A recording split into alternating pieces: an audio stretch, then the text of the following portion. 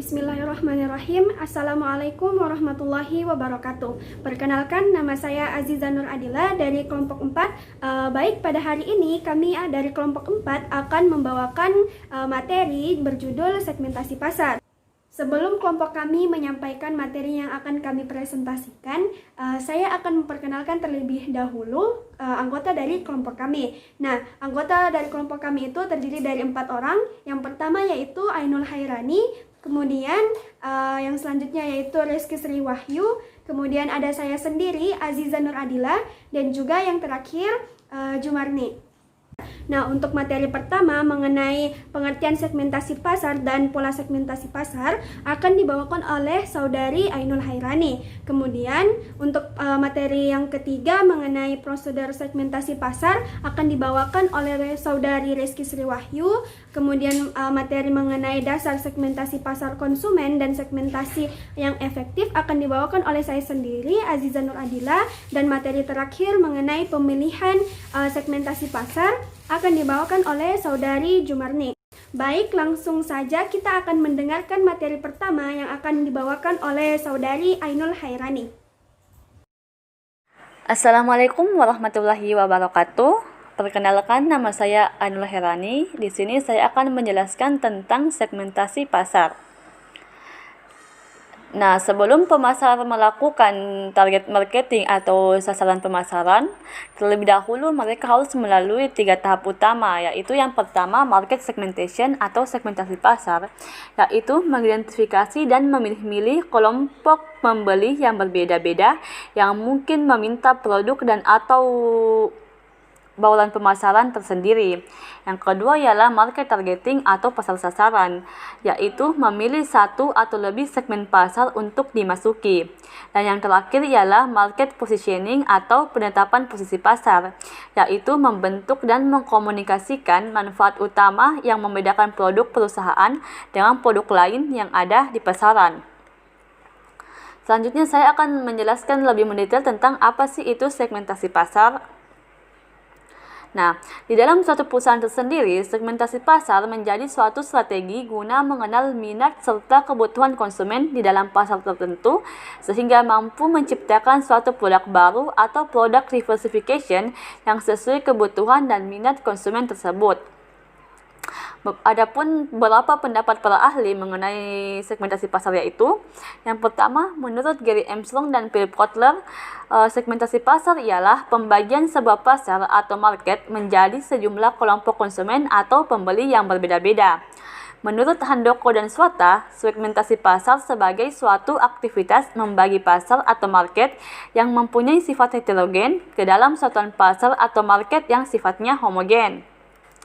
Menurut Farrell dan Pride, market segmentation merupakan sebuah sistem membagi pasar ke segmen pelanggan yang potensial dengan karakteristik yang sama yang memperlihatkan adanya kesamaan pada tingkah laku pembeli atau konsumen. Adapun tujuannya dilakukan segmentasi pasar yaitu untuk membagi market yang masih luas menjadi sejumlah pasar yang homogen. Nah, untuk lebih jelasnya saya akan jelaskan satu persatu, yaitu yang pertama, meningkatkan pelayanan konsumen agar lebih baik. Nah, setiap pembeli atau konsumen pasti akan memperhatikan 4 hal yang penting ketika ingin memenuhi kebutuhannya, seperti harga, kualitas, pelayanan, serta ketepatan waktu. Nah, dengan adanya market segmentation ini, perusahaan bisa lebih mudah dalam memberikan suatu pelayanan yang sesuai dengan segmentasinya.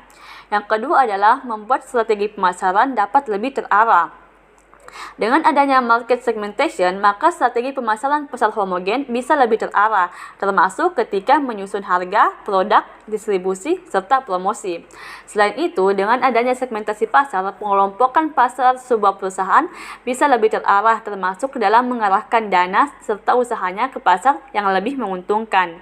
Yang ketiga ialah dapat digunakan untuk merencanakan bisnis dan mengevaluasi target.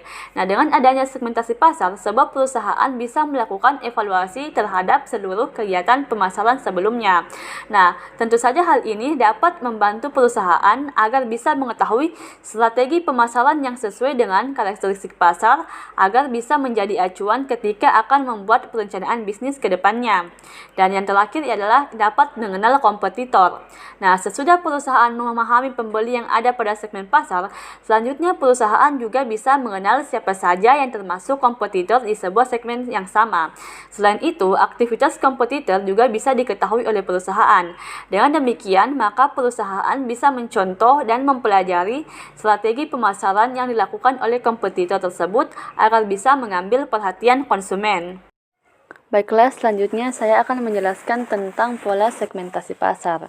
Nah, dalam melakukan proses segmentasi pasar, terkadang pasar sudah mempunyai pola yang terbentuk dengan sendirinya.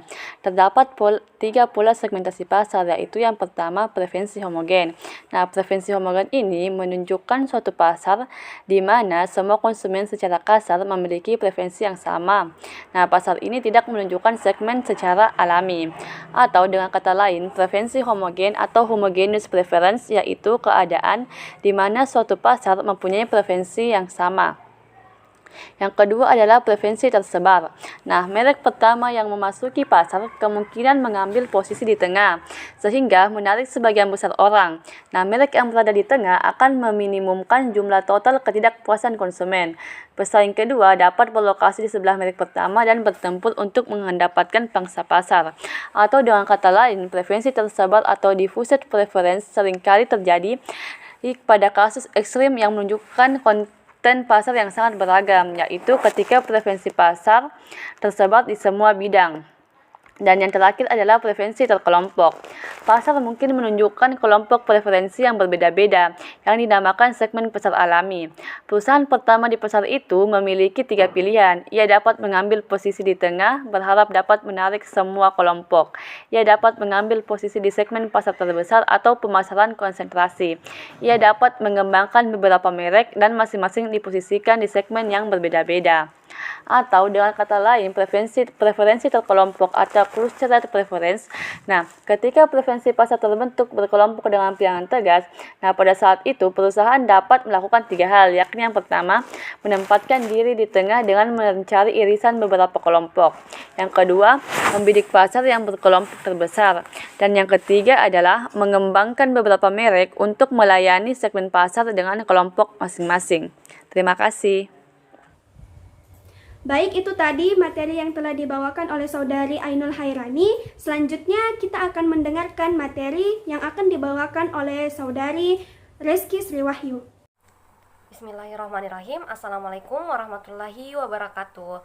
Halo teman-teman, apa kabar? Semoga sehat selalu dan tentunya tetap semangat dalam menjalani seluruh aktivitas, termasuk dalam kuliah. Nah, meskipun sekarang kita harus kuliah dalam jaringan sehingga begitu banyak keterbatasan dalam melaksanakan perkuliahan. Nah, baik, langsung saja perkenalkan, saya Reski Sirwahyu. Nah, pada kesempatan kali ini saya akan sedikit memaparkan materi mengenai prosedur segmentasi pasar. Nah, di sini saya akan membahas tiga prosedur segmentasi pasar. Nah, saya akan membahas satu persatu dalam video kali ini. Jadi teman-teman harap memperhatikan dan selamat menyaksikan. Tahapan yang pertama yaitu adalah tahap survei. Nah, dalam tahap survei ini mengharuskan periset melakukan wawancara ataupun pengamatan guna untuk mengetahui atau memperoleh penjelasan-penjelasan mengenai ataupun pandangan-pandangan mengenai perilaku konsumen, motivasi konsumen, dan sikap konsumen. Nah, jadi dalam wawancara ini ada beberapa hal yang harus diperoleh. Di antaranya yaitu yang pertama, atribut dan peringkat kepentingan dalam segmen pasar tersebut. Yang kedua yaitu bagaimana kesadaran merek ataupun disebut juga brand awareness dalam dalam segmen pasar tersebut. Yang ketiga yaitu pola kegunaan produk. Nah, jadi di sini dilihat bagaimana pola pemakaian produk dari si konsumen. Dan yang keempat yaitu bagaimana sikap si konsumen terhadap suatu produk. Dan yang kelima yaitu bagaimana kondisi demografis, psikografis, dan geografis dari si konsumen atau si responden. Nah, yang kedua yaitu tahap analisis. Nah, tahap analisis ini dilakukan untuk menganalisis informasi-informasi yang telah diperoleh dari tahap survei atau tahap yang pertama. Nah, di sini pertama-tama dilakukan analisis faktor. Nah, analisis faktor ini dia berguna untuk menentukan mana variabel-variabel yang memiliki korelasi yang tinggi. Kemudian variabel yang berkorelasi tinggi ini dibuang. Nah, selanjutnya dilakukan analisis kelompok. Nah, dalam analisis kelompok di sini dibentuk kelompok-kelompok yang nantinya akan menjelaskan perbedaan antara variabel-variabel satu sama lain. Nah, kemudian kita beralih ke tahap yang ketiga atau tahap yang terakhir. Nah, tahap yang ketiga yaitu tahap pembentukan. Nah, dalam tahap terakhir ataupun tahap pembentukan ini dia memiliki tujuan untuk mengidentifikasi profil dari masing-masing segmen pasar yang terbentuk sebelumnya. Nah, jadi di sini kita harus mengidentifikasi profil-profil dari kelompok-kelompok yang telah kita buat pada tahap yang kedua atau tahap analisis.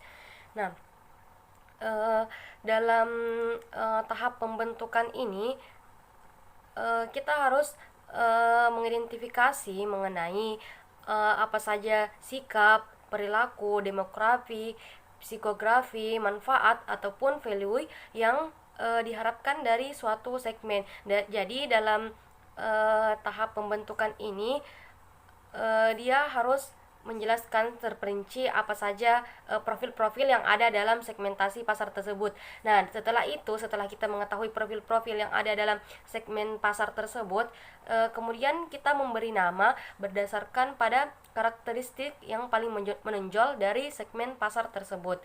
Nah, jadi di sini dapat ditarik kesimpulan bahwa prosedur segmentasi pasar ini sangat penting guna untuk mengembangkan suatu bisnis atau mencapai tujuan-tujuan dari bisnis tersebut. Nah, mungkin sekian yang dapat saya sampaikan.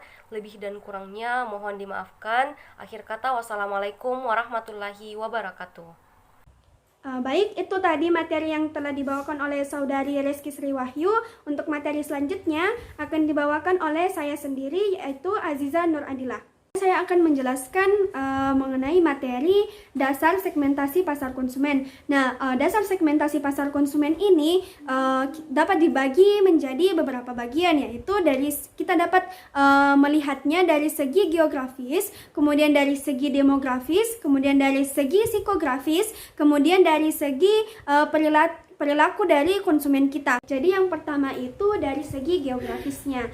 Nah, dari segi geografis ini kita diharuskan untuk membagi wilayah itu menjadi unit-unit yang lebih kecil, seperti misalnya negara, kemudian ada negara bagian, wilayah, kemudian provinsi, kota, dan unit-unit yang lebih kecil. Bahkan jika bisa atau jika memungkinkan, kita bisa memecah unit ini sampai ke lingkungan tempat tinggal dari konsumen kita tersebut. Jadi dengan mengetahui segmentasi geografis ini, perusahaan itu dapat memutuskan apakah dia akan beroperasi dalam satu atau sedikit wilayah geografis, atau dia itu akan beroperasi dalam seluruh wilayah, dan kemudian akan memberikan perhatian pada variasi lokal dari daerah tersebut.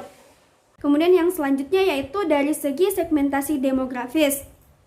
Nah, segmentasi demografis ini kita melist kita melihat dari segi bagaimana usia dari konsumen kita, ukuran keluarganya, siklus hidup dari konsumen kita, terus jenis kelaminnya apa, kemudian penghasilannya berapa, pekerjaannya, pendidikan, agama, ras, generasi, kewarganegaraan, dan kelas sosialnya. Karena mengapa kita membutuhkan data-data tersebut untuk melakukan segmentasi pasar? Karena dari data-data tersebut kita akan bisa menentukan cara marketing yang baik untuk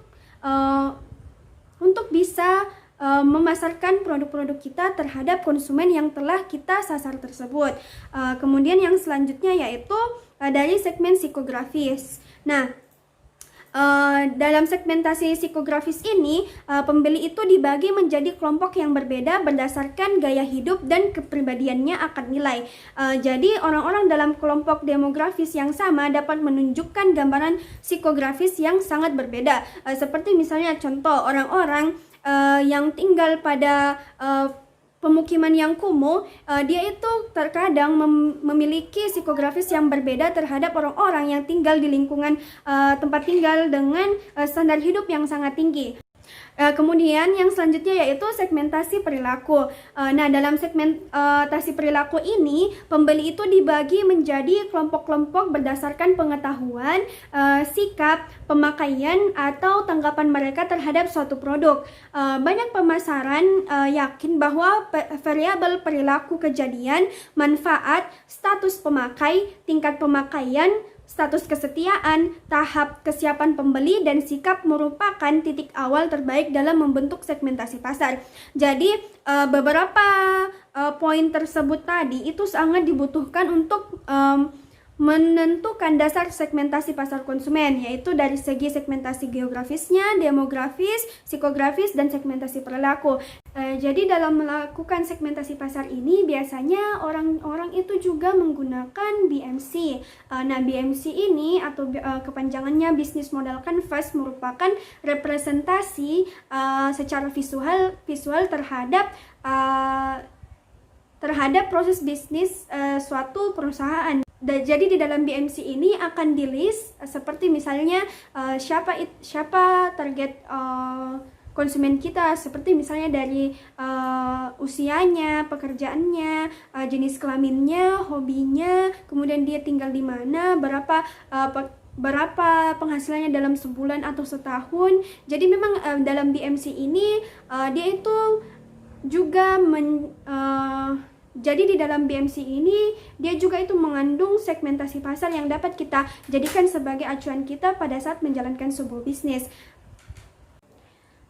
Selanjutnya saya akan menjelaskan mengenai materi segmentasi yang efektif. Jadi tidak semua segmentasi pasar itu bermanfaat atau efektif untuk digunakan oleh perusahaan. Jadi dalam menentukan segmentasi pasar kita harus memperhatikan beberapa poin sehingga segmentasi pasar yang kita buat itu bisa efektif dan digunakan secara baik terhadap perusahaan yang akan kita jalankan. Nah, poin-poin tersebut yaitu yang pertama dapat diukur atau measurable.